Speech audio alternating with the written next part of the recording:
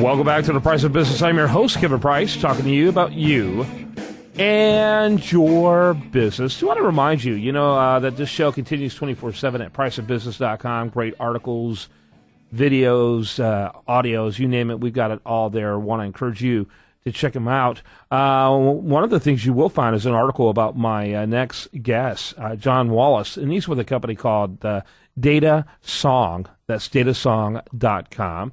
We did an article just recently. In fact, I guess it came out about earlier this week. Why is it important to pitch to C-level executives? And that's one of the biggest quandaries out there today. With all of the so-called social media that's designed to make things easier, it actually creates so many more distractions to make engagement sometimes next to impossible.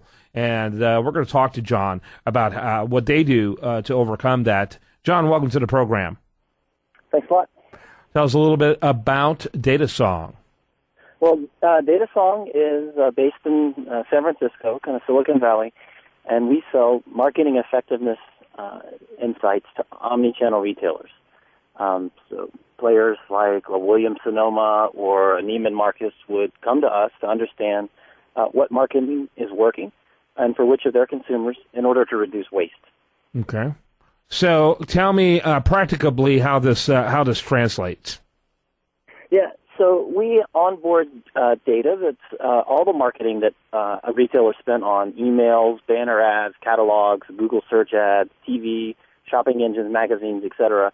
And they look to us to extract the insights from that as to what's working and what's not working. Okay. And how long have you guys been doing this? We've been at it for a little over 4 years. What kind of companies do you, you named some of the companies, but what size? What's the size range of companies that you have as clients? Your service seems a little on the esoteric side, so I'm assuming it tends to be larger companies. Yeah, it does tend to be larger companies that have the economy of scale to do this type of deep dive kind of work. But we've worked with companies at the smaller end as well. Some of the traditional catalog, direct marketing kind of companies. They usually spend about $20 million or more on marketing per year. That's the kind of the cutoff. Okay, how much? $20 million. $20 million. That's a pretty sizable company, and that's interesting. And obviously, heavily technology based. Have you always been? Is that obviously that's been your modus operandi from day one?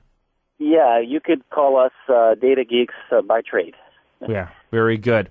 Tell us about where your process begins to engage with these CEOs. How do you make connection with them?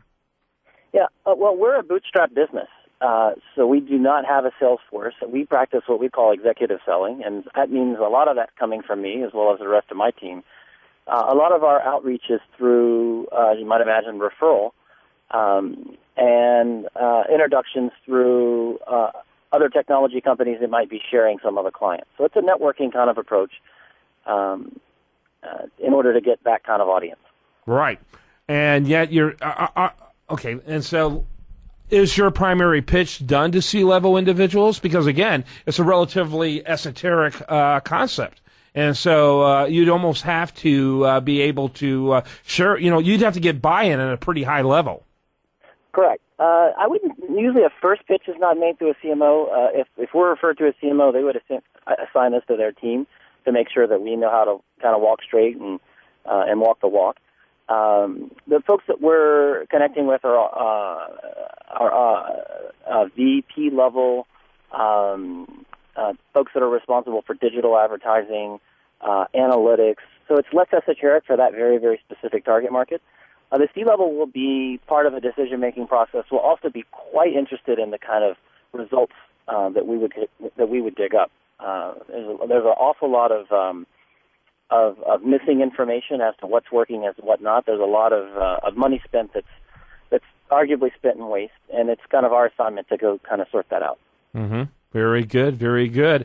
And how large is your company? How many employees do you have? We're 60 people. 60 people.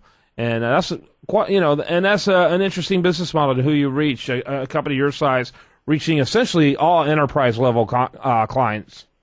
Right. Some of our customers are some of the biggest names in the business, with marketing budgets in excess of $500 million.